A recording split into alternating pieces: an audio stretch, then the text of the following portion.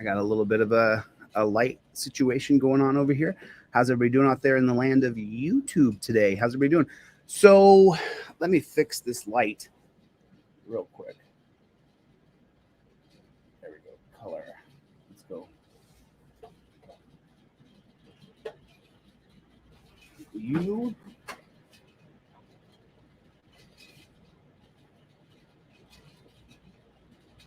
Come on, sucker. Oh, there it is. Okay, there we go. Thanks a lot. Okay, so how is everybody doing today? What's going on? Audit Them. Audit Them is in the hizzy. What's going on with Audit Them? Wicked. What is going on? What is going on? Press with Rancor. Do me a favor, everybody hit the like button real quick and then drop in the comment section, overturn Terry versus Ohio. Can you do that for me? OTVO. There we go. Okay. You know, I'm not sure if you guys read the comments in my comment section, but I read the comments. I read everybody's comments. I mean, I get, a lot of comments. So I read as many as I can until, I'll push back against some people. And so if you take a look, oh, so sorry. Let me change this real quick. Let me go like this and get rid of that one, delete. And then let's add this one right here. StreamYard. There that is. Save the background. Okay. So now if you take a look, so this is going to be covering the Mollen Commission Part 1. Now, you probably have heard of the Mollen Commission from a couple other creators on YouTube. So there's been 4 police commissions that I've read. I've read all 4 of them. 3 of them are available on my website for free. And that's what this up here is. This is, I'm going to actually show you how to download your Mollen Commission right here. See this? I'm going to show you how to download the Mollen Commission directly from my website. And just so you know, this is only part 1. We're going to read every page of it. And the reason we're going to read every page of the 1994 Mollen Commission, written by Milton Mollen, who was a former federal judge. I've read this maybe 10 times. I've read it 10 times. And what I'm hearing right now is there's a lot of people who say, boy, you're just being mean to the copper. You're just being a great big meanie. Okay. I agree with you. I am being mean. You bet. I'm being a horrible prick. I admit it. So how come though? Like, why would one person walk up to another person and then just be a searing hot prick? Why? Why? Why would they do that? Could it be, just a question here, could it be that I've been treated horrifically bad by pigs? And could it be that the pigs you see me who are just doing their job, that when the camera's not on them and I'm not sitting there being a big meanie, is it possible that the pigs in our country are dirty, disgusting maggots? Well, you know what? You don't know the answer. That's why I'm doing this. That's why I'm doing this right now. You literally don't know the answers to what I'm saying right now. Do you know that cops are horrible, disgusting tyrants? Do you know that? And if you don't know that, then you don't know why I'm mean to them. Why does that light keep doing that? Okay, maybe it'll stop now. But there's a reason why I'm not nice to coppers. There's a reason. And it has a lot to do with the 1994 Mollen Commission. Now, you had the Seabury Commission in 1929. And then you had the Wickersham Commission that's going to be published in 1931 and 1932. And then you're going to have the Knapp Commission of 1972. And then you're going to have the 1994 Mollen Commission. And if you want to read any of these, if you want to read any of the commissions, except for the Seabury, I don't think it's available on my website. Let me show you how you do it. So you guys take a look at this. So this is my website. And what I'm going to do to get the Mollen Commission, because I'm going to show it to you guys now, I'm going to go here to downloads right there. Okay, now right here, what I'm going to do is I'm going to add this to my cart. There's the Mollen Commission right there. There's the Knapp Commission. There's the Wickersham Commission. I can't see what that says. Oh, I'm sorry. This is the Marijuana Tax Act. I'm sorry. This is the LaGuardia report right here. It's called the LaGuardia report, written by the governor of New York. You've heard the name LaGuardia Airport. LaGuardia was named after the governor who wrote the LaGuardia report. I believe it's going to be 1938. You can look that up. Well, you can just get it right here. So I click here, and now right here, I want the Mollen Commission. So I'm just going to go down here because it's right there. It says 1 right there. Cool. Now I'm going to proceed to checkout, and it's free. It doesn't cost anything. There's Jose De Castro, 444 Main Street, 90069. I put a phone number, and I'll put Delete Lawz at gmail.com. Tab away. Notes. Thanks for the Mollen. Hopefully you guys can see that. And now I'm going to place my order. Now this right here will go directly. So now right here. So now the next step here is my order number 6185, May 8th. Now I have to download it. This opens up your ability to download. And now you're going to click on the Mollen Commission, NYPD, and it comes in with the number. And what I do is I just shorten this bad chicken up, and it says Mollen Commission NYD report. And then I'll go version 2 because I just downloaded this. I just wanted to show you guys how to do it. Okay, now cool. Now right here, I've got that Mollen Commission.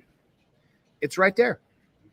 So now I absolutely have the Mollen Commission, and it's in my downloads. So now I'm going to show you the Mollen Commission.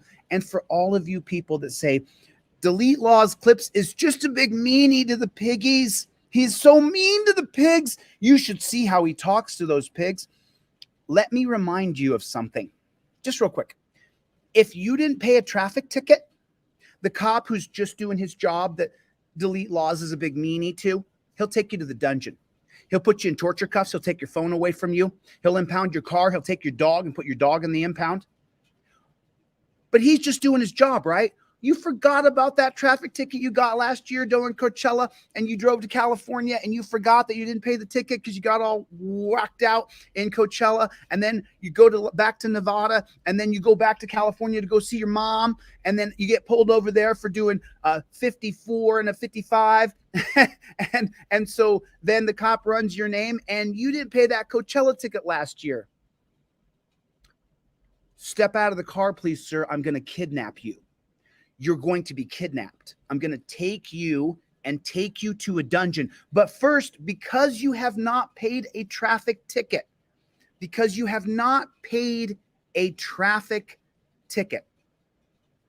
you will now be treated like a prisoner of war, a POW, that you're the most dangerous person on this earth, that I have to put you in shackles now and make sure they're tight. They're so tight that in 10 or 15 minutes, I'll go, hey, let me double lock those so those don't keep cinching up on you. Because the first 10 or 15 minutes when they first put the torture cuffs on you, they cinch up every couple seconds, a little tighter, a little tighter, a little tighter. But you didn't pay that ticket. He's just doing his job. You didn't pay a ticket. Why are you mad at him? You didn't pay the traffic ticket. If you had just paid your ticket, you wouldn't be going to jail right now. But you're going to jail, and he's going to confiscate your phone. He's going to confiscate anything in your car. They're going to search your car. Is that yogurt on your console, or is that methamphetamines? Because the 1994 crime bill, if he says that it's meth on the console, that's actually just a piece of dried yogurt on your console. If he says that it's meth and accuses you of having methamphetamines, that police department gets more money. He gets a bonus. He gets a little accolade right there. He gets a little award, Officer of the Month. He caught you, and that yogurt was just yogurt. It wasn't meth. But the 1994 crime bill doesn't care. You got arrested for drugs, meaning that cop shop gets more money. Oh, you didn't know that? He was just doing his job, though. He was just doing his job. And then Delete Lawz came over there, and he was so mean to him. Maybe you and I don't have the same information. Maybe you don't know that cops are scum. Maybe you don't know that cops are pigs. Maybe you don't know that. So let me help you. Let me educate you through the 1994 Mollen Commission.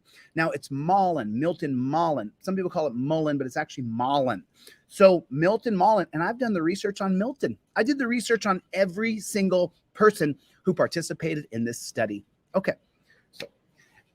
let's present to you now the Mollen Commission, and we're going to read the entire thing. So this is part one. I guess I should put part one. I should probably slide part one here. I should probably slide it and put it over here. But I wanted you to see you could get the Mollen Commission for free by going to DeleteLawz.com and then just going and downloading the NYPD Mollen Commission right here. Totally free. So we're only going to get through, maybe I have 1 hour to do this, so I have 50 minutes more. I have in my new retainer, so I'm a little bit, excuse me.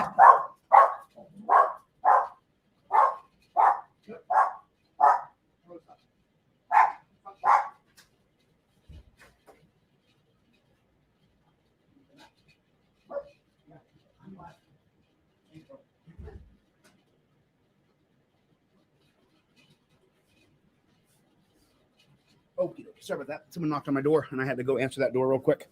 Forgive me real fast. Okay, so I wish you could speed up the video. Jacob Christ, God bless you, sir.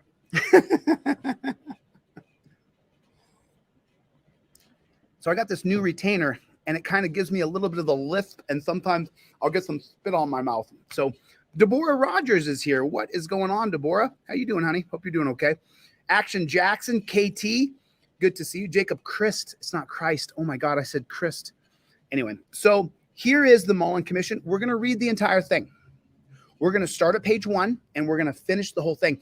That way, when you read the comments and it says Delete Lawz is a great big meanie, you know why I'm mean.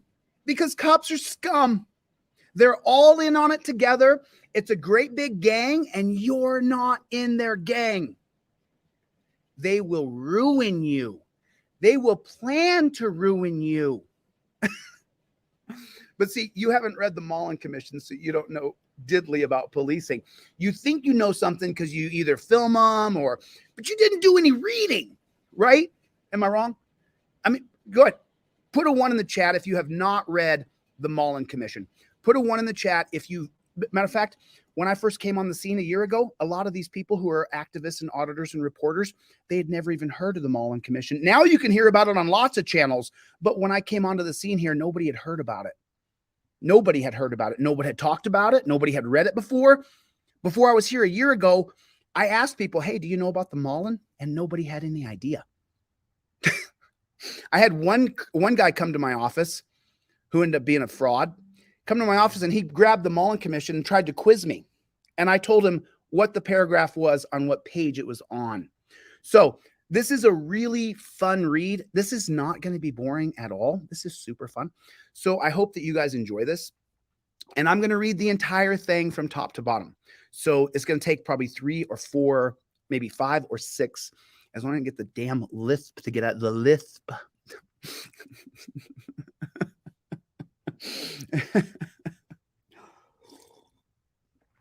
Action Jackson says he has no idea about the Mollen. So this is the Mollen Commission. It was written over 3 years from 1992 when Bill Clinton was elected until 1994. And let me see what you guys are looking at. So there's really no need to see my face here. And I'm going to open this bad chicken up big and I'm going to read this thing. Oh, shoot. Let me get rid of this over here. There we go. Okay. So this just starts right here. This says the Mollen Commission right here, as you can see. There's the first page, and this is going to be published on July 7th, 1994.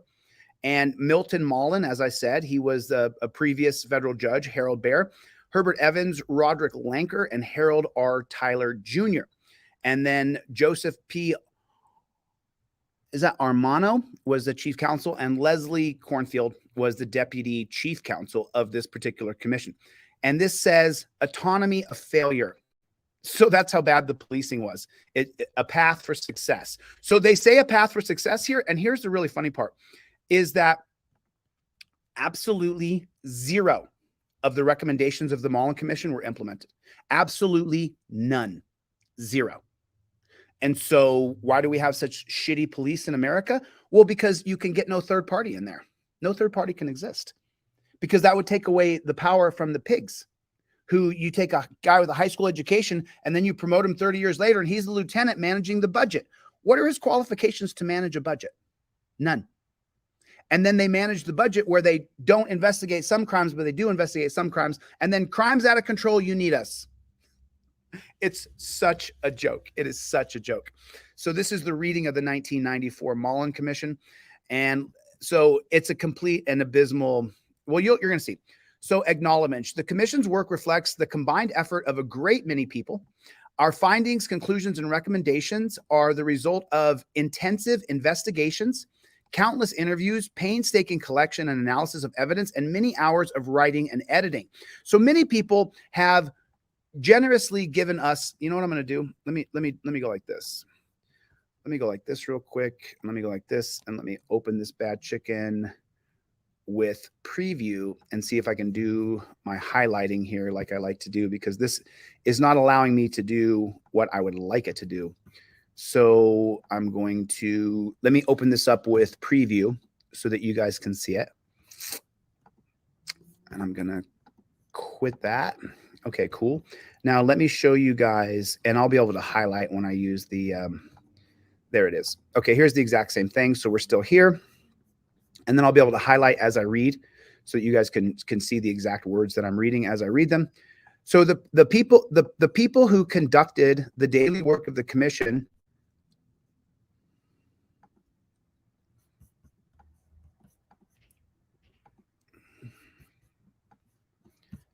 super frustrating. Super frustrating. I'll just read it anyway. The people who conducted the daily work of the commission were, of course, the commission's very able full-time staff, headed by our chief counsel, Joseph P. Armano, deputy counsel Leslie, and chief investigator Brian Carroll. They provided outstanding skill and dedication. They're sucking each other off here. In addition, 4 of the commission investigators were loaned to us by federal and state agencies, commission attorneys, and so blah, blah, blah. We also indebted to Professor Mark H. Moore. So they're gonna sit here and pat themselves on the back over and over and over. And we should particularly note the outstanding cooperation of the former mayor of the city of New York, the Honorable David N. Dinkins, for his unwavering support and for the freedom he afforded the commission to fulfill its mandate. We further express our deep appreciation to the Honorable Rudolph W. Giuliani, the mayor of the city of New York, for the support and valuable insight he provided since the date of his election to the completion of these endeavors. Okie dokie. Let us continue here. So, you know, when you get one of these commissions, you're going to get a lot of these people who are going to pat themselves on the back over and over and over, when the truth is that a lot of the things that happened within the commission, a lot of the crimes that people are extraordinarily aware of, they create a commission. And so what a commission does, there's specific things about commissions that you need to understand. And if you don't understand this part about what a commission or when a group is authorized to work using the power of the law, so what a commission can do is it can grant immunity and it can serve subpoenas. Those two factors are gigantic, because if you're not a commission, if you haven't been particularly commissioned by Congress or by the government to do your investigation, without subpoena power and without the ability to give immunity to people, then you're not going to get a lot accomplished with your commission. So in this particular commission, they're going to give immunity. And by the way, just so you know, I've already read this. So just so you know, this is just dog shit. This is window dressing to show the people that we looked into this, but they did nothing. This is total and complete dog shit squared. And I'll show you where you see how badly they cheated all of us. All of us. Remember, you get subpoena power and you get the ability to pardon people, to give people immunity. Not pardon, immunity. And so now when we get into the nuts and bolts of this thing, you're going to see where they just cheated us. I mean, you'll see it. I'll point it. I don't have to point it out. You'll see it for yourself. And then last but not least, we thank the many police officers and the citizens of New York. So they do a commission on the police and it shows that cops are scum. It shows that they're absolute scum. And then it says, but we want to thank, I'm sorry about that. We want to thank the many police officers. Thank them for what? For the lying, stealing, cheating, cover up, in particular, administering to the committed courage of the police department. It's such dog shit. It is such dog shit squared. You have no idea. You're about to find out. Okay. So now what this says, Milton Mollen is the chair, and then you go into the commission staff and the council, the investigators, these people here. So these people, they're going to give immunity to these pigs, and then nothing's going to happen to the pigs. No changes are going to happen. Nothing is going to happen. So here's a really fun, interesting part, the table of contents.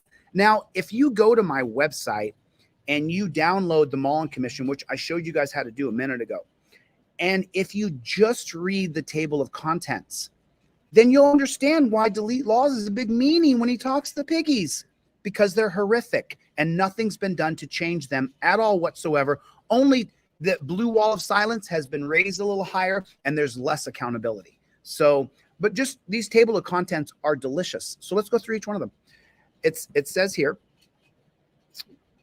the commission's investigations, the new nature of corruption, an overview, corruption and drugs, the new character of police corruption, crew corruption, the new organization of corruption, methods to create corruption opportunities, methods to escape detection, profile of today's corrupt cop, the erosion factor, the mixed motives behind corruption, a new framework for analyzing corruption. So the way, and I'm not going to ruin it for you, but the way they analyze corruption now is by adding in violence, and we'll get into that in a second. And then chapter 3, patterns of corruption. Section 1, cops committing theft. You read it correctly. It says cops committing theft. And then here it says thefts from street dealers or shakedowns. Thefts from radio runs. Do me a favor. Put a 1 in the chat if you don't even know what a radio run is. If you've never heard of a radio run, put a 1 in the chat if you've never heard of what a radio run is by corrupt cops. Theft from unlawful searches and seizures. And you guys wonder why I walk up and say, is anybody filming that pig? Because he can be planting drugs or stealing things. You think I just came up with that on my own? No, I did not. Raids, doing doors, booming doors. What do you think booming doors means? Thefts from lawful searches and seizures. That's cops. Thefts from car stops and drug couriers. Oh, God. Off-duty robberies by cops. Section 2, cops protecting and assisting narcotics traffickers. Section 3, cops as drug dealers and users distributing and using drugs.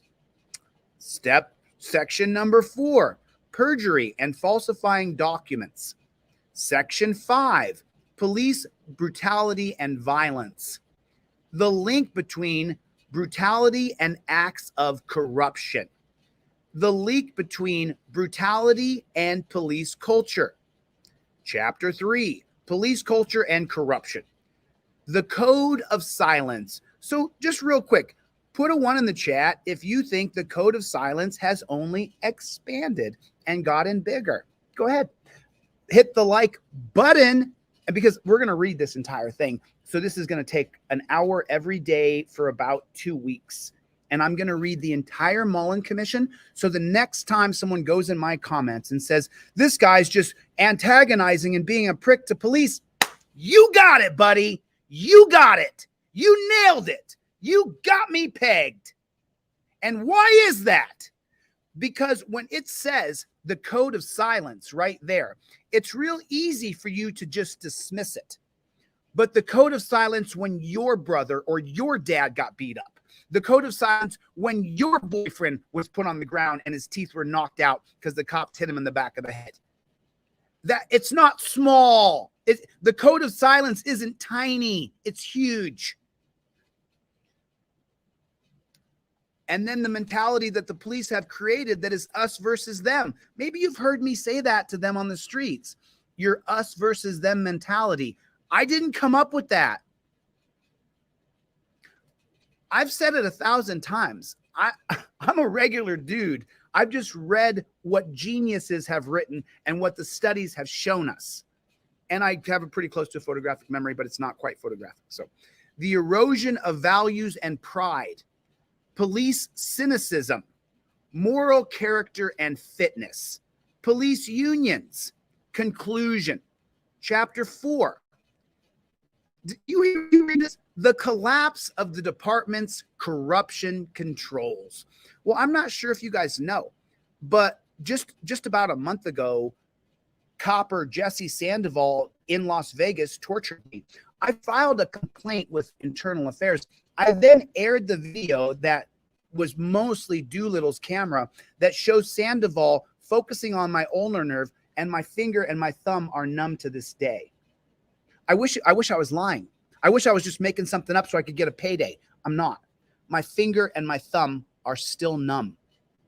From where he dug his thumb into here, I still have broken blood vessel marks from where he hurt me. And so you figure it's going to be handled because it's on video. You can see him focusing specifically on my ulnar nerve. So we got this guy, right? We would have him, but the problem is the collapse of the department's corruption controls. And this was in 94, and it's never gotten better. The creation and corruption of the department's integrity system. Spreading accountability. The new anti-corruption apparatus. The collapse of command accountability. Ineffective field supervision. Willful blindness, like when Jesse Sandoval tortured me and I told the other cops, you're going to be sued, and they didn't listen.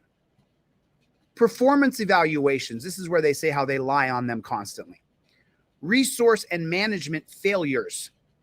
Integrity control officers. The deterioration of the investigative structure, the collapse of Internal Affairs Division, and the FIAS, which is another acronym. The Internal Affairs Division right here, they're going to say on page 85 how the Internal Affairs Division is inept. The field internal affairs units. So not only the deep investigators, but the guys who are on the field, they're both corrupt. Fragmenting, minimizing, and concealing police corruption cases.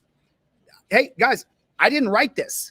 This is a 3-year study done by the federal government on NYPD, which had sent their policies across the country. This is all cop shops. This isn't one cop shop. They're all the same. Minimizing corruption through investigations. Okay, so you don't know who Michael Dowd is, but you're about to learn. The Michael Dowd 75th Precinct investigation. So the 75th Precinct was shut down for a while because they're so corrupt. And then the 9th Precinct case. Wait till you read these. I'm going to read them all. We're going to read this whole thing. Concealing corruption through filings and classification system. They conceal corruption. So all those good cops, people say to me, hey, you're just out there harassing the coppers. They're going to lie on their report. The same cop who you're like, hey, he's just doing his job. He's a good guy. No, he's not. No, he's not a good guy. He's going to lie on the report. And you're going to read it right now. He's going to lie on the report. The good cop is going to lie for the cops that are beating people.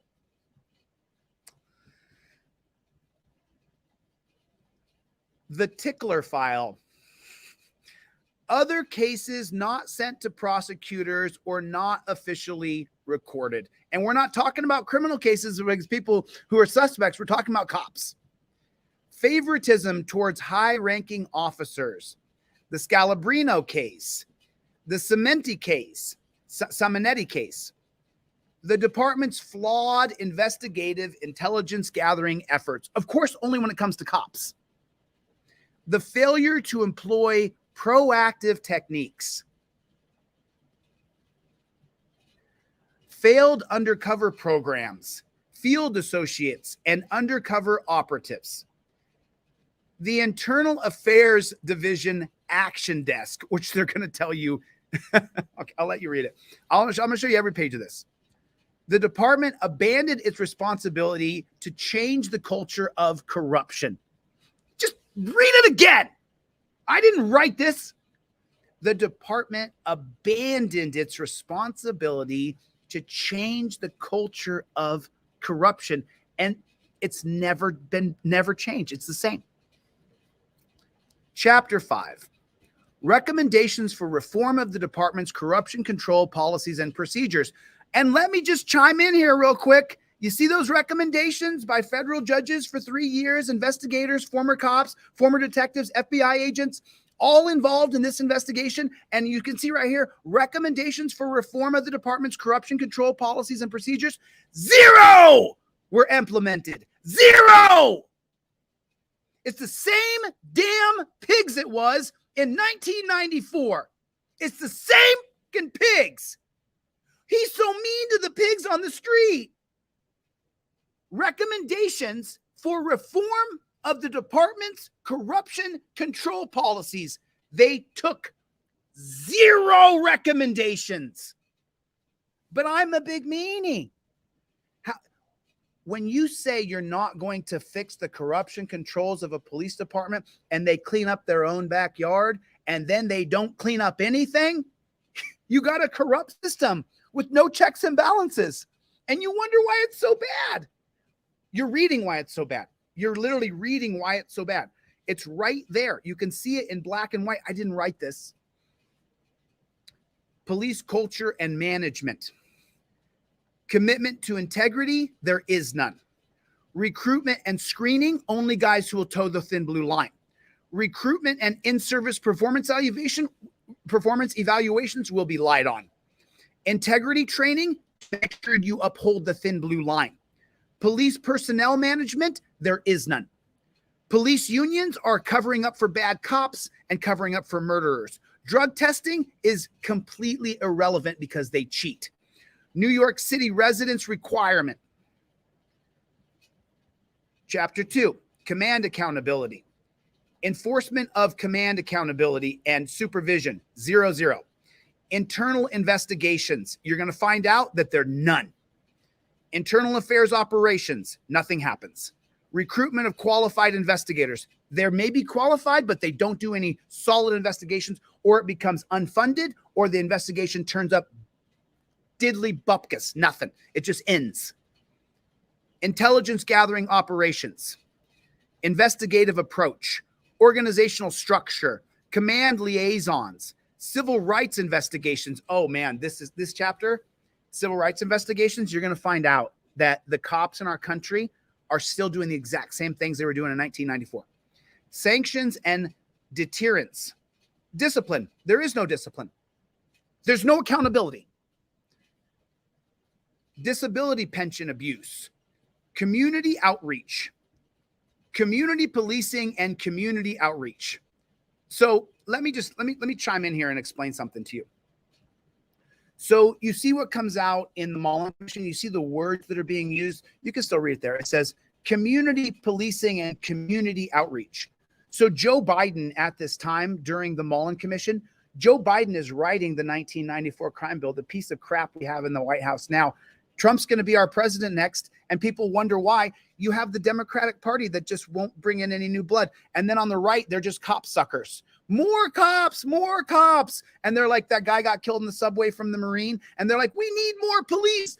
The police, the tactics they use now are killing and murdering people. You're going to trigger the other side, and it's going to be chaos in our country. And those of us in the middle who say, just fix the cops and we won't have this outrage, we're like, why don't you just fix the pigs? But they won't fix the pigs. More police, say the people on the right, more cops. And then they're going to murder people, and then the streets turn to chaos. Cause and effect. So this is just the intro. You're reading what the cops are just in the introduction. It's unbelievable. And so then as we continue here, chapter 6, helping the police to police themselves. The need for independent external oversight. And guess what? It never happens, ever. I can even show you the exact time period where it's ruined by Benjamin Bratton. I have the news article, the exact news article where Bratton fired the Independent Monitor. I shit you not. I have traced this down to the very needle in the haystack. So, deficiencies of the Office of the State of Special Prosecutor model. So in other words, everybody says bring in a special prosecutor. He's just a cop helping out another cop. Deficiencies in the Office of the State of Special Prosecutor model. It doesn't work. You need a party of the people to try to put the cop in prison for life. Remember that copper that murdered the guy in Minnesota and, she grabbed the wrong gun. She did 2 years and she's out. There's no accountability. Deficiencies of the Inspector General model. The commission's proposed independent oversight model, and it's never implemented. Monitoring the performance of anti-corruption systems, monitoring cultural conditions, which is garbage, monitoring corruption trends, which are continuing, and the conclusion here, the conclusion. So now you have just the intro. Okay, so now I'm going to show you guys a couple things here, and we're going to get into the nitty gritty. Exhibit 1, Executive Order 42, issued by the Honorable David N. Dinkins, Mayor of the City of New York, 1992, appointment of the commission to investigate. Exhibit 2, opening statement by the Honorable Milton, statement. Exhibit 4. So we're going to read the actual exhibits. Exhibit 8, the failure to apprehend Michael Dowd, the Dowd case revisited, which, by the way, Michael Dowd's testimony is available on YouTube. You can watch it for free. The failure to apprehend Michael Dowd. So let me give you a little bit of background. So Michael Dowd was the star witness of the Mollen Commission. He was a cop at NYPD. The man had completely lost himself. He was Bad Lieutenant. If everybody's seen Bad Lieutenant, it had 2 different stars, 2 different remakes. One starred Harvey Keitel. The other starred Nicolas Cage. Bad Lieutenant starring Nicolas Cage is one of the best movies I've ever seen. So what they're portraying in Bad Lieutenant is Michael Dowd. So take a look. I want you to take a look at who this guy is. Michael Dowd was a drug-fueled, violent psychopath cop who was a drunk and strung out on drugs and alcohol. And they did not stop him from doing the horrible things he was doing to people. And then Sergeant Tremblay and the Brooklyn North FIA, I'm going to get into that in a second. Trimboli and the 75th precinct. So we're going to read, just, these are just subheaders. So we're going to read each one of these. There's no point in covering them. So chapter 1, an overview and summary of the commission's finding. This commission has spent the last 22 months investigating the nature, extent, and causes of police corruption today and the New York City Police Department's competence and commitment to prevent and detect it. When the commission was created in July of 1992 by executive order of Mayor David N. Dinkins, we were given a 3-fold mandate: to investigate the nature and extent of corruption in the department, to evaluate the department's procedures for preventing and detecting corruption, and to recommend changes and improvements to those procedures. What follows is the commission's report on the state of corruption we observed, department's ability and willingness to deal with it in recent years, and our recommendations for lasting change, none of which will be implemented. Part of what we found was uplifting. Part was disheartening, but our fundamental conclusion is that the city has cause for faith in the future of our police department. Lies. You're lying. This is what I'm talking about. This report is filled with how cops are shaking people down, using violence, stealing drugs, being the muscle for drug dealers. They've created a blue wall of silence. There is no anti-corruption investigations. And if they do, they get underfunded or they just end. And this is where they're saying, oh, we have a great sunny perspective. No, we don't. No, we don't. And it's only gotten worse since 1994. So let's continue to read this. And I will show you guys. It just pisses me off when I read the lies. Unlike the situation a generation ago, this commission can confidently report that the vast majority of New York City police officers are honest and hardworking. They'll just lie for other cops. and serve this city. But so, God, it's so annoying. It's so annoying. This is for people who don't read the whole document, because it shows in here that the other cops who are not the bad cops, they remain silent in the face of lying, cheating, stealing, and killing. The commissioners who are writing this, they don't want to freak everybody out and say that the cops are scumbag pigs and we absolutely need a third party in there now. They want to sugarcoat us. Cops are scum, and they still are. Nothing's changed.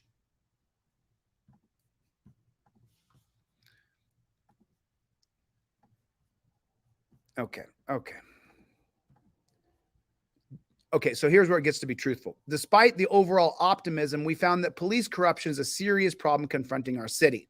Our findings raise significant concerns about the nature of corruption today, the conditions that fuel it, the department's willingness to confront and fight it, and perhaps most troubling, the potential for these problems to grow without sustained vigilance and oversight, which never happens. We found is the problem of police corruption extends far beyond the corrupt cop. It's a multifaceted problem that has flourished in parts of our city, not only because the opportunity of greed, but because of a police culture that exalts loyalty over integrity, because of the silence of honest officers who fear the consequences of ratting on another cop, no matter how grave the crime, like murder, because of willful blind supervisors who fear the consequences of a corruption scandal more than the corruption itself, because of the demise of the principle of accountability, and it's still there, and makes all commanders responsible for fighting corruption in their commands because of a hostility and alienation between the police and the community in certain precincts, which breeds an us versus them mentality. And because for years, the New York City Police Department has abandoned its responsibility to ensure the integrity of its members. The New York City Police Department abandoned its responsibilities to ensure the integrity of cops. All these factors contribute to the state of corruption we uncovered. While the systematic and institutionalized bribery schemes that plagued the department a generation ago no longer exist, and a new, often more individuous form of corruption has infected parts of this city, especially in high crime precincts with active narcotics trade. Its most prevalent form is not police taking money to accommodate criminals by closing their eyes to illegal activities such as bookmaking, as was the case 20 years ago, but police acting as criminals. It's not the same as them closing their eyes to illegal activities such as bookmaking, but police acting as criminals, especially in connection with the drug trade. Corruption occurred not only because of the fortuitous opportunities and the fragilities of human nature, but often because it created opportunities and premeditated organized group effort, and a premeditated organized group effort using radios and the color of law and creating roadblocks and then arresting the rival drug dealer. It goes into great detail here. Former police officer Michael Dowd, for example, did not just take bribes from drug traffickers to turn his head. He became a drug dealer himself and actually assisted and protected major drug operations. Former police officer Kevin Hemberry did not only steal drugs, guns, and money in the course of a series of unlawful searches, he was part of a gang of cops that raided drug locations almost daily for the sole purpose of lining their pockets with cash. Former police officer Bernard Coway, nicknamed the Mechanic by his sergeant, because he so frequently tuned people up or beat them, not only used informants to identify drug locations for robbery, but beat people indiscriminately in crime-infested housing projects in his precinct. And it is alleged, it is true, that former police officer Alfonso Compress, one of the 14 officers arrested thus far in this commission's long 30th precinct investigation, did not just steal from drug dealers on the streets. He demanded regular payments to allow them to operate freely in his precinct and rob those who did not pay. He even used his service revolver to shoot a drug dealer while stealing a package of cocaine while in uniform to cover up their corruption. Officers even created even more. They falsified official reports and perjured themselves to conceal their misdeeds. Thus, while more limited in extent, police corruption has become more serious and threatening than ever before. In the face of this problem, the department allowed its system for fighting corruption virtually to collapse. It had become more concerned about the bad publicity that corruption disclosures generate than the devastating consequences of corruption itself. As a result, its corruption controls minimized, ignored, and at times concealed corruption rather than rooting it out. Such an institutional reluctance to uncover corruption is not surprising. No institution wants its reputation tainted, especially a department that needs the public's confidence and partnership to be effective. A weak and poorly resourced anti-corruption apparatus minimizes the likelihood of such taint, embarrassment, and potential harm to careers. Thus, there is a strong institutional incentive to allow corruption efforts to fray and lose priority, which is exactly what this commission has uncovered. This reluctance has manifested itself into every component of the department's corruption controls, from command accountability and supervision to investigations, police culture, training, and recruitment. For at least the past decade, the system designed to protect the department from corruption minimized the likelihood of uncovering it. In a department with a budget of over $1 billion, the basic equipment and resources needed to investigate corruption successfully were routinely denied to corruption investigators. Internal investigations were prematurely closed and fragmented and targeted petty misconduct more than serious corruption.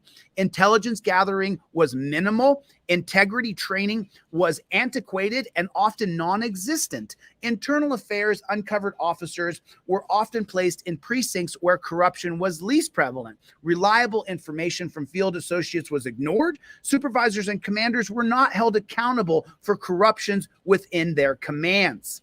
And corruption investigators often lacked investigative experience, and almost half had never taken the department's mandatory basic investigative training course. So they put crappy people to investigate bad cops. Most internal affairs investigators and supervisors embraced a work ethic more dedicated to closing corruption cases than investigating them. Read it again. Let me read it to you one more time. Most internal affairs investigators and supervisors embraced a work ethic more dedicated to closing corruption cases than investigating them. Most volunteers for internal affairs to get on a quick promotion track, rather than to get corrupt officers off the job. Indeed, a survey of internal affairs investigators we conducted through an internal affairs insider revealed that over 50% of internal affairs investigators at a time spent on non-investigative matters. 50% of internal affairs investigators' time, so 50% of the internal investigators' time was spent on non-investigatory matters. And no one said a word about this state of affairs until the commission commenced its investigation. This was no accident. Weak corruption controls reduced the chance of uncovering serious corruption and protected police commanders' careers. Since no entity outside the department was responsible for reviewing the department's success in policing itself, years of self-protection continued unabated until this commission commenced its independent inquiries. And let me just clue you in real quick. All of them got immunity and all of them got pardoned. Every person who told on bad cops was given immunity. None of the bad cops were prosecuted because they were afraid that if they prosecuted bad cops, that maybe in the future they wouldn't cooperate with the police, with the commission's investigators. Am I still a big meanie? Am I still a big meanie? Or when I walk up and say, hey, how come no one filming that pig right there? Because the pigs will make sure that the pig planting the drugs or cheating people doesn't get properly investigated. And if it gets too far, then they'll say, oh, well, you opened the guy's door and he didn't open it. So that's an infraction of policy, not the drug planting. We're going to go after this guy for opening that guy's car door, a violation of policy. And then he gets suspended for 2 days and everything else is forgotten. That's what they did time and time and time again. So we're going to get into the nuts and bolts of this thing as we just continue to go. So this abandonment of effective anti-corruption efforts did more than avoid public exposure of corruption. It fueled it. It sent a message throughout the department that integrity was not a high priority and that the department bosses did not really want to know about corruption. In short, it gave everyone in the department an excuse for doing what was easiest, shutting their eyes to the corruption around them. And it's not changed yet. And that is precisely what happened. The principle of command accountability, which holds commanders responsible for fighting corruption, completely collapsed. Supervisors and commanding officers were largely complacent about maintaining integrity. Few were concerned with corruption on their watch unless it exploded into an embarrassment corruption scandal. One officer in a high crime precinct related how his commanding officers went so far as to announce at roll call that he knew his officers were committing acts of corruption and gave them this bit of advice. If you get caught, keep your mouth shut. Obviously, any officer who hears that message will conclude that his bosses are content to let the corruption continue despite the department's rhetoric to the contrary. Patrol officers, too, shut their eyes to corruption. Officers from various commands told the commission that they would never report even serious corruption because they feared the consequences of being labeled a rat and lacked confidence in the department's commitment to uncover corruption and maintain confidentiality. Indeed, so powerful is this code of silence that in dozens of commission interviews and in recent group discussions held by the department, police officers, they admitted that they would not openly report an officer as corrupt as Michael Dowd, though almost all of them would silently hope that he would be arrested and removed from the department. Oh, is that right? Is that right? Is that right? You know, he was raping her. And I was like, man, you know, I really hope he gets arrested for raping her. He was raping that woman, and I saw it. And I was just like, you know, I really hope he gets in trouble for this. What's this? This is a badge on my chest? Oh, I'm the law enforcer. I call myself a law enforcer, but I see a guy raping someone, and I'm not going to do anything about this rape. I really hope he gets caught. I go home to my friends and family and everybody says, oh, Chili's a great cop. He never does anything. They're right. I never rape. I never deal drugs. I never cheat. I just saw him raping, dealing drugs, cheating, and stealing. And I didn't say anything because I don't want to be labeled a rat. Hey, I got a career to worry about here. Sorry your daughter got raped. Sorry about that.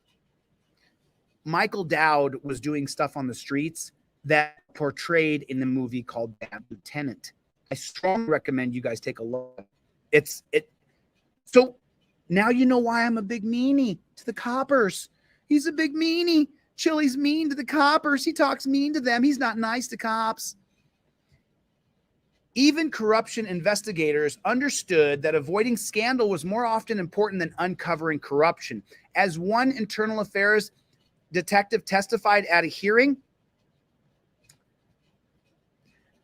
the Internal Affairs Division commanders didn't want us to be effective. They didn't want us to uncover any serious misconduct or large scale or any kind of misconduct that would bring bad press to the department or would cause embarrassment or would cause effing serious cases were not aggressively pursued. Serious cases were not aggressively pursued. There was no aggressive posture taken when it could have had a potential to develop into something that would cause embarrassment to the department. This attitude began at the top at the commission's public hearings. Daniel F. Sullivan, the veteran chief of the department's Inspectional Services Bureau and the department's top uniformed commander of its corruption controls, testified about the department's view of corruption investigations. The department was paranoid over bad press. There was a message that went out to field that maybe we shouldn't be so aggressive in fighting police corruption because the department just doesn't want the bad press. This attitude is no secret in the crime-ridden, narcotics-infested communities where police corruption is the most prevalent. Numerous residents and leaders of those communities told us that they often did not know whom to suspect more, the cops or the criminals. Few civilians would ever turn to the department to report corruption because they believed the department would invariably support even corrupt cops more than the public. They believed that no one with the same uniform really cares what cops do in the drug-ridden streets of North Brooklyn, Upper Manhattan, or in the streets of the ghetto of this city. Regardless of the truth of this perception, it is the perception that often matters. And this perception poisons relations between the community and the police, compromising the credibility of the vast majority. Didn't they just say? What a fucking lie. The vast majority of the honest cops dedicated who need the community's cooperation to carry out their difficult jobs effectively. Dude. They just got done saying that good cops who were good men saw the corruption, saw the drug dealing, and wouldn't turn in Michael Dowd. They just said that. And now they're saying the vast majority are good, honest cops. No, they're not. No, they're not. Imagine it was your son who was beaten. Remember, they said the most egregious cases of police misconduct were immediately not investigated, especially not aggressively, because the department didn't want the embarrassment of the cops beating up your kid. And it's real easy to go, the vast majority of cops are good until one son of a bitch beats your kid senseless and the other 3 cops watch, and on their reports, it said that the kid was acting aggressive toward the cop. That one line, the kid was acting aggressively toward my fellow officer. Investigation's over. So where's the good ones? Chili's so mean to coppers when he's auditing, but the same pig will, those same 4 pigs, Doolittle, Sorensen, Tory, the other pigs who watched me be tortured. And I said, you guys are not intervening. Now you see why. Now you see it. You're reading it. I've known this for a decade. I read this 10 years ago. The department also failed or refused to recognize that police corruption is a multidimensional problem that cannot be overcome by focusing solely on the corrupt cop and inadequate investigations. Sorry about that. I'll read this again so you guys can read along with me here. The department also failed or refused to recognize that police corruption is a multidimensional problem that cannot be overcome by focusing solely on the corrupt cop and inadequate investigations. In doing so, the department failed to ensure that corruption controls operated on a variety of fronts and in the daily operations of the department, including recruitment, screening, integrity training, supervision, deterrence, accountability, and police culture. Because of that failure, the department abandoned some of its best tools for conquering corruption: the honest cop and the community. So real quick, put a 1 in the chat if there's no honest cops. Put a 1 in the chat if there's no honest cops, if they're watching the drug dealing, raping, and beating. Enlisting the support of the honest cop who compromises the bulk of the department is critical to effective integrity controls. That's an outright lie. That's an outright lie. The commission's lying. It is not the bulk of honest cops. If there was a bulk of honest cops, then the corruption would be rooted out immediately, because the honest cops would take his torture cuffs out and arrest the bad cop. He would take his torture cuffs off and say, turn around, put your hands behind your back. You're under arrest. You just assaulted that guy. That's not happening. So there's no honest cops. There's 0. The cops are watching the bad cops do what they do, and nothing's changed. So yeah, I'm mean to cops. I don't respect them. They're scum. It's not going to change. Until we change the culture of policing, until we get rid of policing and law enforcers, I'm going to be a real prick to cops. If you can't take it, get the fuck off my page. This is why I'm a prick to cops. You didn't know any of this. You've never even seen this. There's 3 more commissions to read. Don't come to me and say I'm mean to cops. They deserve everything they get. The focus must be kept on keeping them honest. We found that over time, the constant and repeating exposure to certain conditions and temptations, especially those in high crime and drug-ridden precincts, erodes the values and principles of many officers. This makes more susceptible corruption to a culture that accepts and protects it. Second, it is honest cops who, by their silence, allow corruption to continue. Oh, they just threw the line in there, huh? Reforms must focus on making honest cop officers feel responsible for keeping their fellow officers honest and ridding themselves of the corrupt ones. Despite this, until recently, no effort was made to encourage honest cops to become part of the solution. To the contrary, honest cops, like the community, were often discouraged from doing so. Scores of officers told us that they believed the department did not want them to report corruption, that such information was often ignored, and that their careers would be ruined if they did so. The evidence shows that this was the belief was not unfounded. Convincing honest cops to fight corruption will not be easy, and it's still not happening. The culture of group loyalty and protection is powerful, as it should be. It bolsters morale and is vital to successful policing. What a line of crap. What a line of shit. What a line of shit. Convincing honest cops to fight corruption. The culture of group loyalty and protection is powerful, as it should be. No, the line is incorrect. It bolsters morale and is vital to successful policing. The line is incorrect. You're supposed to be upholding my rights and upholding the Constitution, not loyalty to a group. But it's often an officer's loyalty to fellow officers, even corrupt one, who exceeds his loyalty to But it's often an officer's loyalty to fellow officers, even corrupt ones, exceeds his loyalty to the department and the law. The challenge is to redirect those otherwise admirable values away from cops who have tarnished the badge and towards all those who honor it daily. But they don't. We're convinced such transformation is possible. But it wasn't. But it wasn't. There is strong optimism. First, history shows that a department-wide tolerance for corruption can be turned into corruption with proper leadership and commitment. Neither of those have happened. After the Knapp Commission's revelation of widespread police corruption in 1972,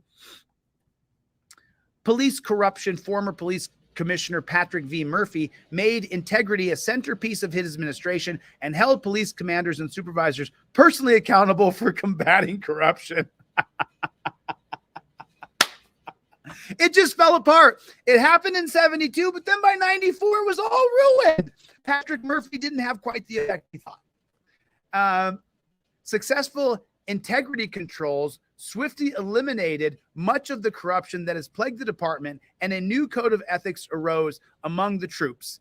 That commitment eventually eroded because no mechanism was ever implemented to sustain it, like an outside third party. But the point is that former Commissioner Murphy demonstrated that a corruption-infested department with a corruption-tolerant culture changed because of the aggressive leadership and unwavering commitment. Put a 1 in the chat if that's an absolute lie. That is an absolute and total dog shit lie. If that was true even slightly, we wouldn't have the problems we have today. None of that is true. Every word there was a lie. Delete Lawz is mean to pigs. That's why. Right here. This is the reason why Delete Lawz is mean to pigs. He's so mean to the cops. He's so mean. Honest cops are not reporting corruption, lying on reports, covering up corruption, worried about their own careers. But I'm mean to cops. Okay. I know it, Bruce. You big meanie, Chili. You mean those honest cops when Jesse Sandoval was torturing you? None of them said, oh, knock it off, man. Stop hurting the guy. 0 did. 0. LVMPD. You're going to have to pay me. Pricks. An even more important basis for our sense of optimism is essential values of the hundreds of honest officers of all ranks we interviewed in the past month. While they may be reluctant to turn in fellow officers who dishonor their badge, they silently hope that such officers are removed. F you! F you, pig! You, your mom, your dad, your son, your daughter, bro. You piece of shit. We have real optimism here. Even more important for basis for our sense of optimism is the essential values of the hundreds of honest officers of all ranks we interviewed over the past months. While they were reluctant to turn in officers who dishonor their badges, who ruined people's lives, who arrested people wrongly, who shot people, who killed people, who beat people, who raped people. They didn't dishonor their badge, you son of a bitch.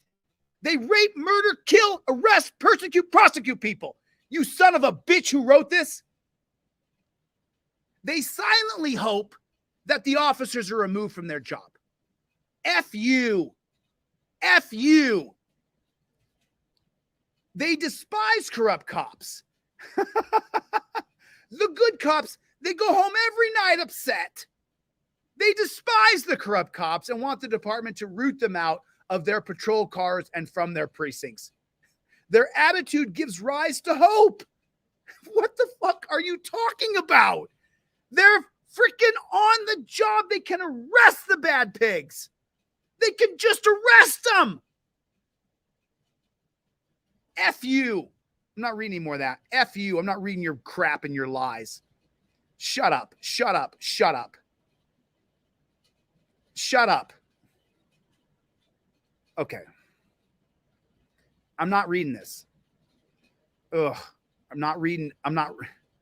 Okay.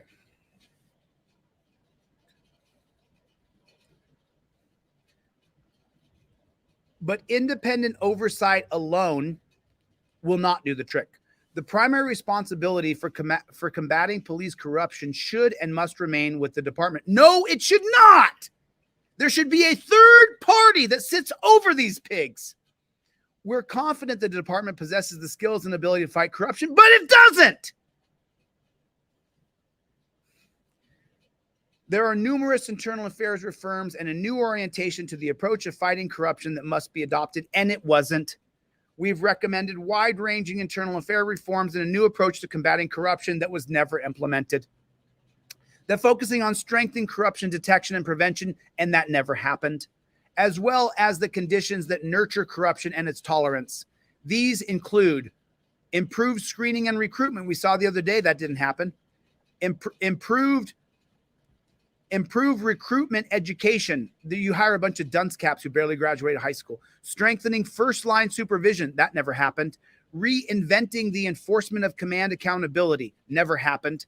Attacking corruption and brutality tolerance. It didn't happen. Challenging other aspects of police culture and conditions that breed corruption and brutality. It never happened. Enhancing sanctions and disincentives for corruption and brutality. That never happened. Strengthening intelligence gathering efforts. That never happened. Preventing and detecting drug abuse. It never happened. Cops are not drug tested or steroid tested. Soliciting police union support for anti-corruption efforts. It never happened. They work against anti-police corruption enforcements. Minimizing the corruption hazards of community policing. Lies. As a matter of fact, they used those words in the 1994 crime bill. You see this right here where it says community policing. So Joe Biden saw this report come out, and then in the 1994 crime bill, he invented community-oriented policing services called COPS. COPS, 1994 crime bill, community-oriented policing services. He used the words written in the Mollen Commission to create the 1994 crime bill using the optimism of community-oriented policing services. It's only gone worse. And none of these changes were ever implemented. You wonder why I hate cops. How could you like them? What's to like about them? You're reading this. What's to like about them? What's to respect about them? You know, The honest cops really want those cops to be removed from their job. Those honest cops go home every night upset.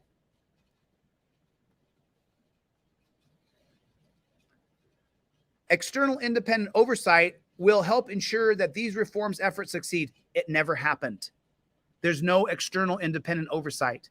Bratton removed the monitor in 1994 at the end of the year or early 1995. Ultimately, however, it's the department's own officers, supervisors, and commanders who will determine whether or not the battle is won or lost. And why? Why? Why can't we put a third party over them? Whether a culture that tolerates corruption can be transformed into one that drives it out. Therefore, it's imperative that both of these elements are present to devise effective reforms. Successful internal department controls coupled with independent outside entity to ensure their lasting success. Therefore, it is imperative both of these elements are present to devise effective reforms. Successful internal department controls coupled with an independent outside entity. That has never happened. To reach the conclusions and recommendations of this report, the Commission sought information from a wide variety of resources. We received thousands of department documents and case files, interviewed a number of corrupt officers who agreed to cooperate with the Commission, and then they gave them immunity and didn't prosecute them, conducted hundreds of private hearings and interviews of former and current police officers of all ranks. Now they're going to sit here and just lie. So we're going to come back here. We're going to end on page 7. I'm going to end on page 7. That's where we're going to end today. I only have so many hours in a day. So this is available on my website for free. Go to DeleteLawz.com. And then as soon as you go to DeleteLawz.com, just go to the reports and then the downloads. Click on that, and then it'll open up another page, and then click on this tab right here, the Mollen Commission NYPD report, and you can read the entire thing in its entirety. Cops are scum. Cops are absolute scum. I didn't write that report. I graduated high school in 1992. I was 17 years old when I graduated. The study had begun July and had started in the beginning of 92. I think the beginning of it was 92, and I think it ended July 7th of 1994. So you're talking about 2.5 years of studying pigs. And it says that they completely and utterly cover for pigs. It says we need a third-party organization. That never happened. It says that they cover up egregious and horrible cases of police misconduct, which has happened to me, which has happened to a lot of people. And it says that they are empowered, that there's some good cops in there who feel really bad watching the bad cops. You read it. I didn't write it. Those are not my words. It says right there.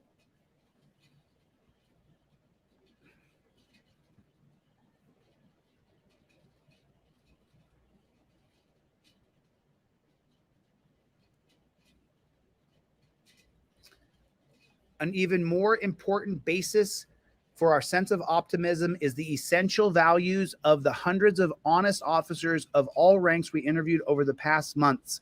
While they will not turn in fellow officers who cheat people and ruin people, they silently hope that such officers are removed from the job.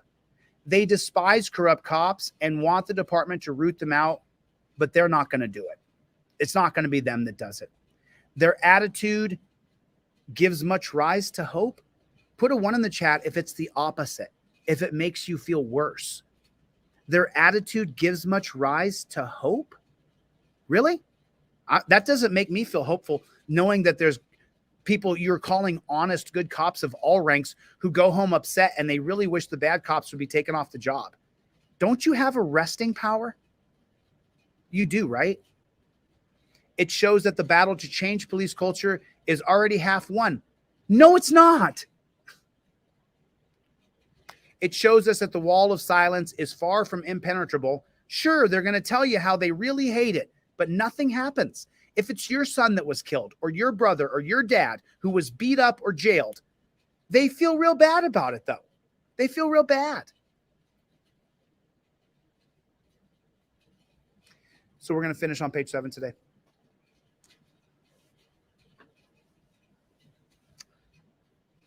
So now when you see these assholes in my comments saying, look at this guy being an arrogant prick to cops. Hey, cops, I'm going to be real mean to you. I'm going to make you feel real bad because you're a pig and I have no respect for you. I can read these words and you join that. You're the honest cop who you're not going to turn anybody, but you really don't like it. You really wish the commanders would get rid of them. You, bro. You, your family, and your dog. Every single bit of you, bro. You. Really, really. And people wonder, like, oh, Chili's so mean. He's so hardcore. You just gloss over that if it's your family member who was beaten, raped, or killed by the cops, the other cops feel real bad that they saw it. They're not going to turn them in, but they feel real bad. It's a rise for optimism. We've already turned a corner. We already turned a corner. You know, the cops feel real bad. They feel really bad that your dad got killed. They feel really bad that your boyfriend got a knee in his chest and he now has a irregular heartbeat. They feel really bad that your foot got amputated. They feel really bad that that cop gave you permanent nerve damage in your finger and your thumb. They feel real bad. They really wish Jesse Sandoval would be taken off the force of LAVMPD, but they're not going to turn him in their reports and say, I watched Jesse Sandoval walk behind Jose de Castro and immediately began a pressure point hold on his nerve and continued to press on his nerve for 25 minutes, which can definitely cause nerve damage. I've read all about it online. And I now have no feeling in my finger and my thumb. The cops feel real bad about it, the good ones, though. There were good ones on the scene watching him do it. They went home feeling really bad about this. They did.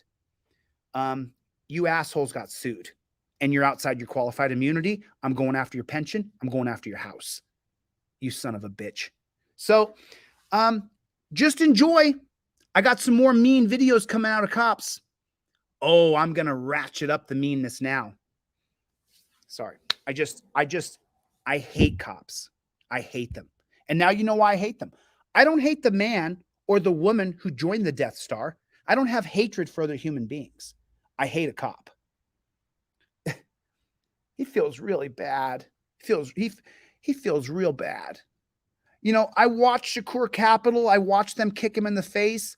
I'm not going to turn him in, but I'm going to tell investigators, you know, I feel really bad about that.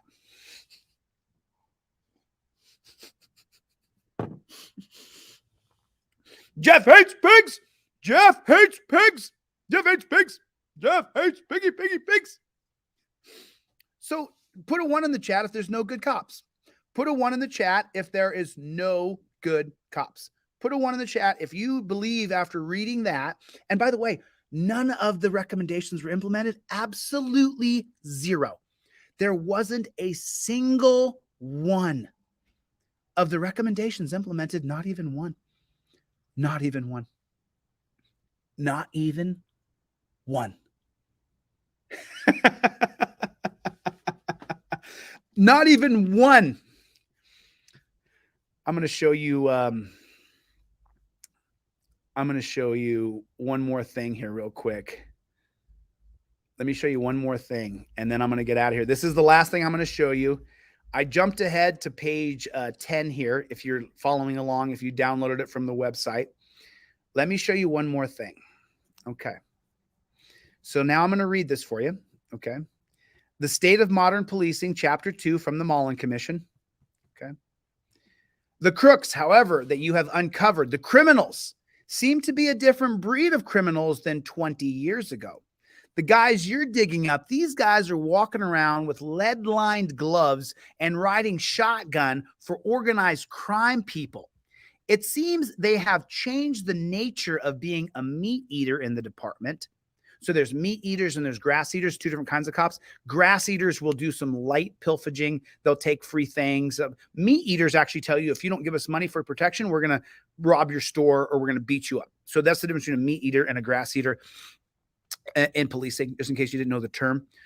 Around with the lead lines, they're driving around with lead-lined gloves, riding shotgun for organized crime people. They've changed the nature of being a meat eater in the department. Instead of taking money to look the other way, While someone else commits the street crime, they're out there competing with the criminals to commit street crimes themselves. And it seems to me this is a very big difference. Michael Armstrong, chief counsel of the Knapp Commission, testifying before the Mollen Commission in 1993. So every single recommendation from the Seabury Commission of 1929, from the Wickersham Commission of 1931 and 1932, from the Knapp Commission of 1972, and from the Mollen Commission of 1994, absolutely zero recommendations were implemented. The blue line of silence has only gotten bigger, the blue wall of silence. There's less accountability. There's more cops. The internal affairs investigations are still inept. We have to get rid of cops. We have to get rid of people calling themselves law enforcers. They have to be eradicated. We have to defund them completely, and we have to fund peace officers. You see, we're not going to get rid of our security controls. We're going to get rid of the cop term, the police term, the law enforcer, so we can move to a digital form. As long as we add cameras and add aerial surveillance, as long as we have law enforcers and we add technology, it's going to be worse for us. If we change the culture to peace officers and rights protectors, and then we add technology, it makes our world safer. We have to defund cops altogether. We have to get rid of cops. And if you're on the right and you're screaming law and order, more cops, go off. Get off my page. You go to those right-wing rallies and scream, cops, cops, cops. Get out of here. Don't hang around me, dude. You right-wingers are making me sick. Law and order. Oh, yeah, more cops. So they'll kill one of these people who's homeless or drug addicted, and then the whole city will blow up because of the cops. Anyway, I'm frustrated. I'm frustrated with it. Listen, all trifolds were shipped. If you guys don't have a trifold yet, why don't you have a trifold? You guys should definitely have one. I got one sitting around here somewhere. This place is just a mess right now. I got so many things here. So let me see if I got one laying around. I don't, but the trifolds are going great. Everybody's getting trifolds. I really want everybody to have one. If you don't have one, I'll send you one for free. A bunch of people ordered stuff over the weekend. I'm sending out a bunch of free stuff today. Digital download for the poster, digital download for the ebook. I'm sending all those things out. If you guys don't have a trifold in your car and you don't have the $6 now, I think it is. If you don't have the $6 for the digital download, just contact me through the inquiry form on Delete Lawz when you go get a copy of the Mollen Commission so you could read it yourself. And I'll send it to you for free. It goes through your email. I don't ship anything that's for free. So people are like, hey, send me the new one. If you ordered a trifold, the downloadable one, and you're like, hey, where's my trifold? It's in your spam folder. It's in your spam folder. That's where I need you to get it. So get it out of your spam folder. You know, YouTube is killing us, so that's all right. YouTube is just like Twitter, just like Facebook, just like Instagram. They could put a filter over your account that only allows so many people to interact with you, and that's what they've done to this account. So there's nothing I can do about it. There's nothing to do about it. So this is part 1. We're only on page 7. I believe that the Mollen Commission has. Oh man! Oh, this is some good stuff. Oh, I can't wait till you guys get to this. I can't wait till you guys get to this. I really can't wait till you guys get to this. This is really, it's 270 pages. So this is going to take probably a couple months to read the whole thing, but we're going to read every single page of this because I don't want another person running around here saying, Delete Lawz is mean to somebody. He's a meanie. He's a big meanie. He's a meanie. You see how weird he was those cops. So, okay. So DLZ clips can clip this, or one of y'all can clip it. Let me just say this clear, so that way you guys can clip it, and people can just use it. Okay. I don't respect cops, and I'm going to be rude to cops because the honest cops hide the corruption of the bad cops. And it's been written in 4 commissions over the past 100 years. You can read them yourself. They're all on my website for free. I don't respect cops, and I'm not going to be nice to cops. Most of them are scum. And they'll lie on their report. Your dad gets a knee in his chest and he has a heart attack and dies. The cops around will lie that the cop who stuck his knee in his chest that caused the heart attack didn't do it. They'll lie on their reports. They'll lie on their report. They'll lie. Do you not get it? Your life is ruined. And there's a cop sitting there he's the honest one. And the commission says, we're really optimistic that the honest cops really hate the corruption.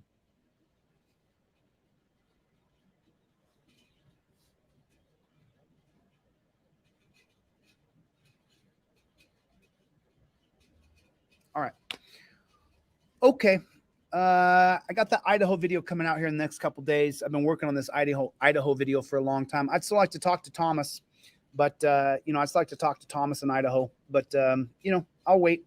I'm going to try Thomas one more time, see if I can reach him, and then I'll release this Idaho video, which is going to open your eyes to Sheriff Turner in Boise County, Idaho, who's a corrupt cop who covers up other corrupt cops. That's what he does. When I tell you guys now that there's a sheriff in Boise, Idaho named Turner, Sheriff Turner, Boise County, who's corrupt to the core, who's hiding and covering up for the bad cops. Do you believe me now? The bad cop who he's covering for, a guy named Sheriff's Deputy Dave Anthony, he put his gun to the head of the clerk of a convenience store. He put his gun to the head of a woman. He put his gun to the head of a Marine who served our country. Like, Dave Anthony is being covered up by Sheriff Turner in Boise County. Their video is coming out in the next few days here. You guys are corrupt to the core. You're trash, dude. Sheriff Turner, you're trash, dude. Resign. You're scum, dude. You're scum. You're allowing Dave Anthony to run around a small town and put his guns at people's heads and say, oh, I needed to. I was doing an investigation. Dave Anthony, you better hope to God we never go to anarchy, bro. I mean, I wish, bro. I wish it was a video game so that you could get to do it again if it goes bad. But I don't want to die and I don't want to kill people. So I just get mad. Because they're lying scumbag pigs. And you're reading it. The Mollen Commission, nothing has changed. Zero. Okay. To my community, Bill Bradley, conspiracy. What's going on, conspiracy? Oh, are you in here talking shit, bro? I'm so glad you showed yourself. Thank you so much for coming by.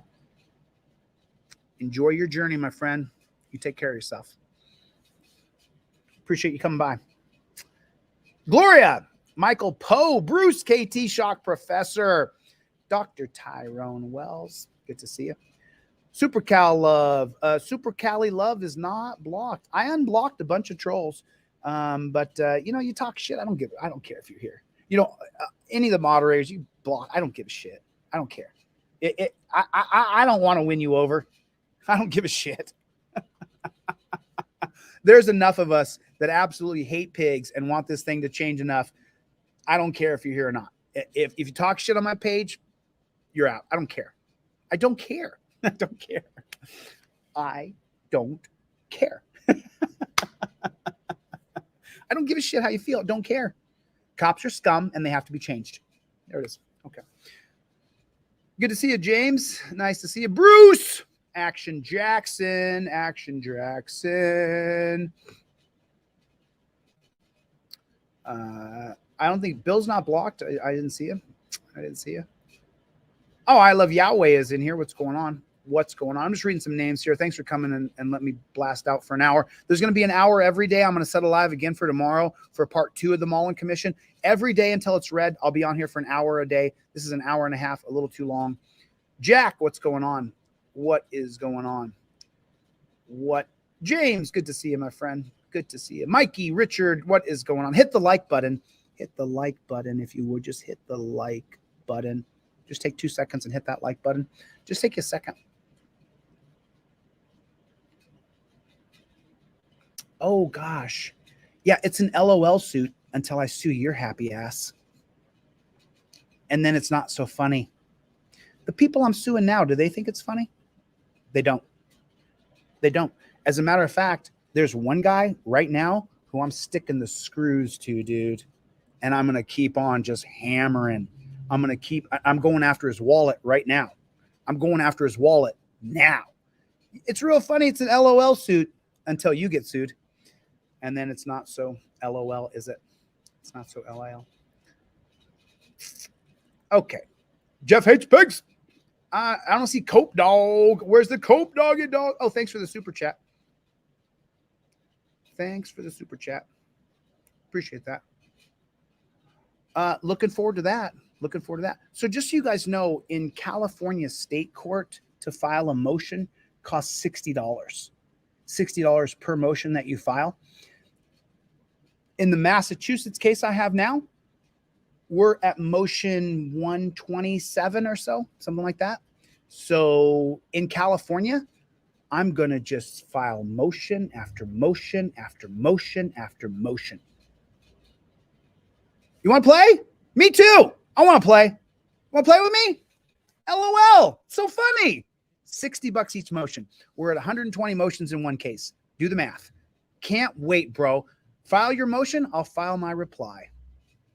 File your motion. I'll file my reply. I'll file a motion in opposition. You got to pay to file your reply. Let's play, bro. Let's play. Let's play, baby. All right. I'm going to get the flock out of here. I'm going to get the flock out of here. Did I have any questions? I'm just looking for questions. Action Jackson, I do sleep, but anybody who's ever gotten to know me, right? And there's people involved in my life right now who I'm really good friends with. Anybody who ever spends any time with me, if you spend one day with me, you will see that I wake up in the morning, I have my cup of coffee, and then I work until I fall asleep at my desk, because the system has to be changed. And we've seen 4 commissions that have all said we need a third party, and it just keeps on failing because we haven't convinced the public, you, that we need a third party over the top of cops. As long as they're running around saying, I'm a law enforcer, they go to post, peace officer standards and training, they graduate from post, they magically become a law enforcer because you got a beta male cuck who wants to be called an enforcer. Bro, you're no enforcer. I could rock you, bro. And I'm almost 50. I could rock you, dude. I could rock your ass. You are not an alpha male. You're not a sigma male.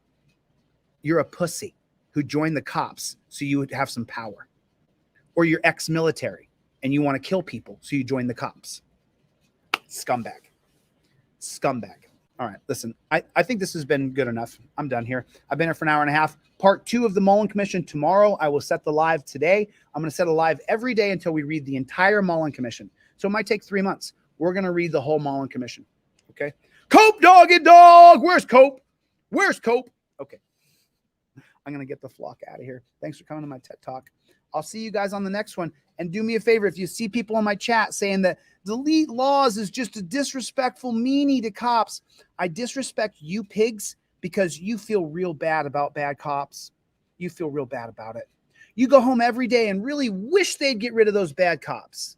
And so when you see me on the street and I'm breathing hellfire and brimstone under your soul, you know why. All right. See you guys on the next one. Later, Gators.